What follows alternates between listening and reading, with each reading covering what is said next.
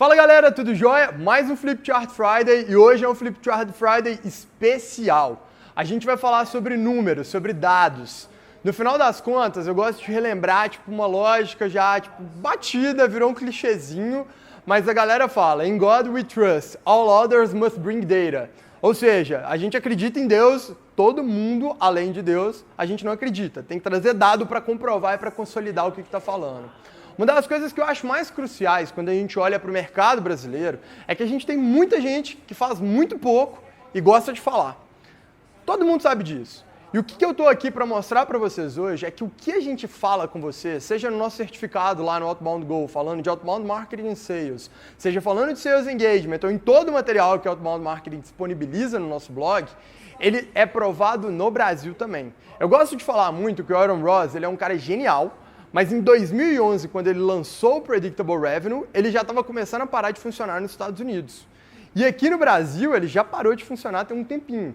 Eu penso muito no mercado brasileiro como uma casca de cebola. Afinal das contas, eu posso ir descascando ainda mais a cebola e eu vou encontrando mercados que ainda não se encontram saturados por um determinado tipo de prática de vendas ou de marketing, mas cedo ou tarde eles vão se tornar saturados também. É um movimento mais ou menos senoidal, como a gente está vendo aqui, porque a gente vai enxergar aqui, a partir do momento que algo funciona, muita gente replica, todo mundo começa a fazer, isso para de funcionar, todo mundo para de fazer durante um tempo. A gente brinca do nosso lado aqui dentro do Outbound Marketing, que é igual moda. Uma época a calça boca de sino é um negócio que todo mundo quer vestir, de repente passou, agora é calça Soruel, daqui a pouco volta a calça boca de sino. Mas a gente tem que ter calma, a gente está fora de moda nesse momento. Então o que eu tenho para trazer para você agora? Dados que comprovam o que está funcionando e o que não está funcionando nesse presente momento. Analisar 100 bilhões de touchpoints e te avisar isso e falar assim, nos últimos 10 anos o mercado se comportou dessa maneira, é muito ruim, justamente porque o mercado se comporta de maneiras diferentes em períodos de tempo diferentes. Então o dado mais recente, ele é o que tem mais valor para você no final das contas. E é isso que eu vou falar contigo agora.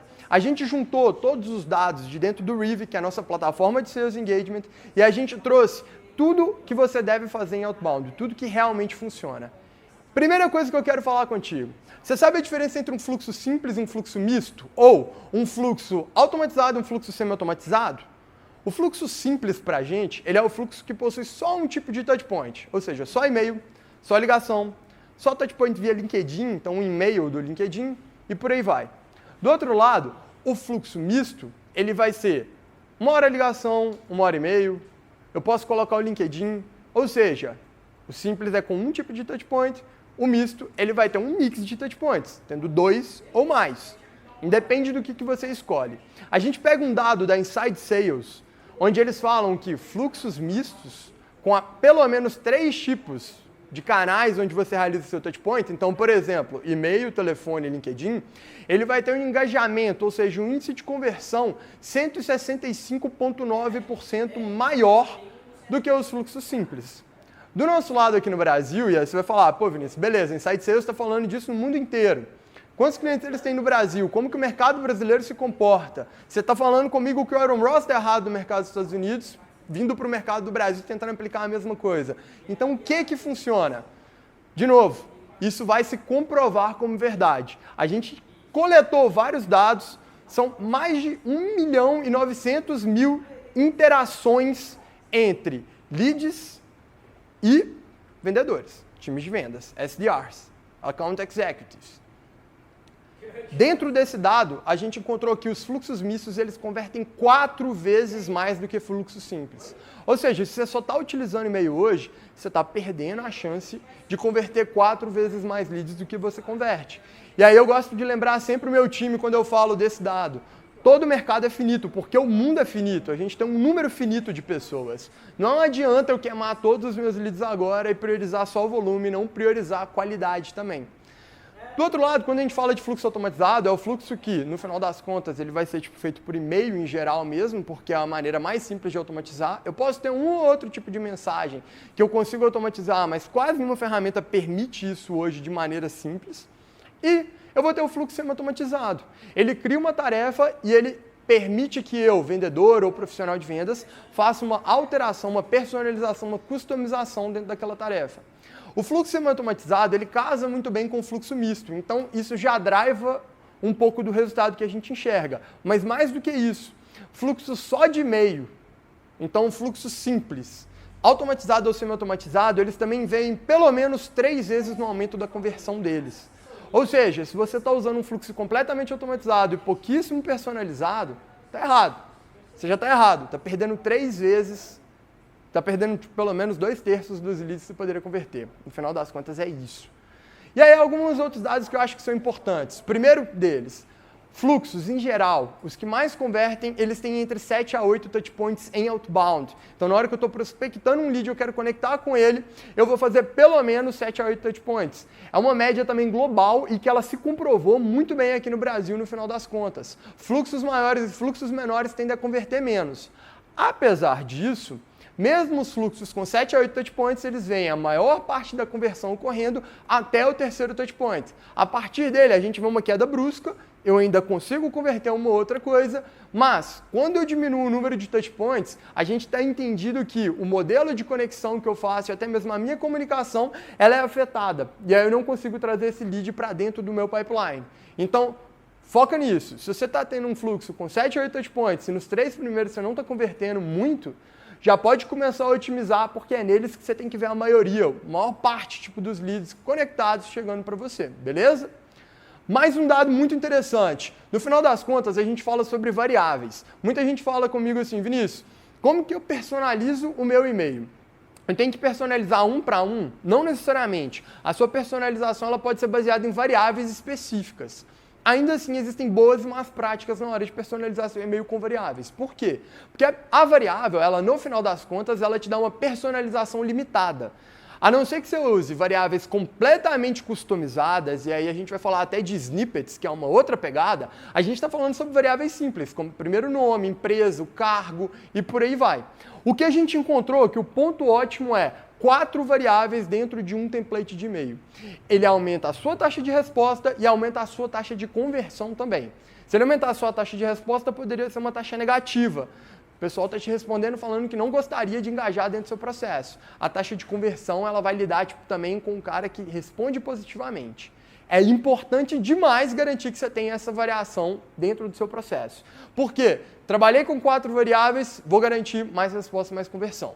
Além disso, você tem que pensar que quanto mais personalizado, melhor. Se eu estou colocando 4 variáveis, eu estou mostrando para o lead que eu conheço um pouco mais dele, que eu pesquisei um pouco mais sobre ele. Ainda assim, eu posso definir dentro de um target, dentro de um alvo. A minha comunicação não pode ser completamente genérica e eu só coloco as variáveis. Eu vou te ensinar mais à frente, provavelmente no nosso próximo Flipchart Friday, a como fazer isso acontecer, beleza? Além disso, tamanho do e-mail. A gente tem aqui alguns números, eu vou trabalhar eles um pouquinho melhor para você entender.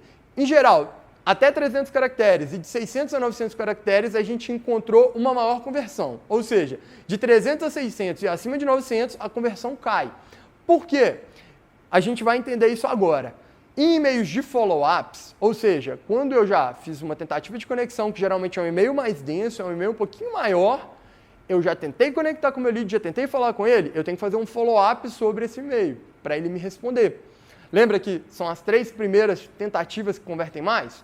Então, na segunda e na terceira, por exemplo, a gente entendeu que quem faz aquele e-mail padrãozinho de "Oi, tudo bem? Não sei se você conseguiu ver o meu e-mail anterior, gostaria de saber se a gente pode conversar", tende a converter muito menos. Por quê? Porque não gera valor para o lead. Se você não demonstra que você está engajado o suficiente tentando gerar valor para ele ao longo do seu processo, ele não vai se engajar. Por outro lado, no e-mail de breakup, que é aquele e-mail de despedida, o último touchpoint, o que mais converte, que vai te ajudar a ter um fluxo com 7 a 8 touchpoints, em que o 7º ou 8º ainda tragam alguma coisa, são aqueles mais curtos. Por quê? Vamos voltar no gatilho de escassez. Eu tenho que demonstrar que eu abro mão daquele lead. Se eu estou investindo muito tempo para ele, e se eu estou tentando fazer uma comunicação muito complexa, eu estou me dando ao trabalho de mostrar que ele está muito valorizado. Ele tem que entender que eu quero gerar valor para ele, mas que eu não dependo desse lead. Então o breakup tem muito essa lógica. Eu não estou ali para ficar deixando ele chateado ou fazendo ele se sentir culpado por não ter me respondido, da mesma maneira que eu não estou ali para falar e colocar ele num pedestal. Eu estou ali para falar, ok, talvez não seja o momento, se for um momento, se em algum dia, se ali na frente você perceber que é interessante, esses são os meus contatos, pode falar comigo que eu estou à disposição, beleza? É isso. Curto e bom, direto, sem ser grosso. Beleza? Por fim, a gente vai falar um pouquinho só no final das contas aqui, que quando eu vou trabalhar com links e imagens, e aí acho que essa é uma regra hoje do mercado, né? Quanto mais links e mais imagens, mais eu pareço com e-mail marketing. Então, quando a gente fala de saturação, a gente tem tanto e-mail marketing chegando hoje em dia, que quando eu coloco o link e imagem dentro do e-mail, na hora que o lead abre, ele já acha que é alguma coisa relacionada a isso. Eu posso fazer um meia-culpa aqui também. A gente passou os últimos, acho que, 2 anos, ou os 2 anos iniciais do Outbound Marketing, ensinando para o pessoal que funcionava para a gente. E imagem funcionava muito bem. Muito bem. Nossas taxas eram absurdamente altas. Parou. E a gente entende que parou, então agora é hora da gente fazer o quê? Da gente consertar, otimizar o nosso processo. Não usa link e imagem. Quanto mais link, quanto mais imagem, pior é.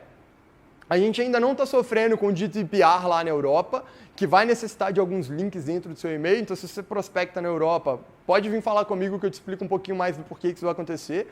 Mas a gente tem as boas práticas aqui. O que eu quero falar contigo, qual que é a minha mensagem final?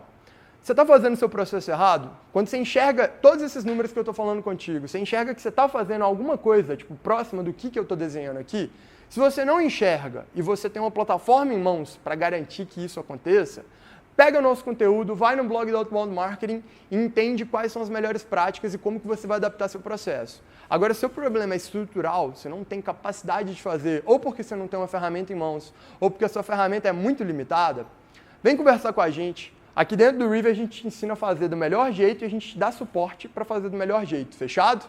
Brigadão, até semana que vem a gente vai falar sobre os 3 tipos de prospecção e como que a gente adapta esse processo para ele ser o mais personalizado, mas ao mesmo tempo conseguir manter a escala.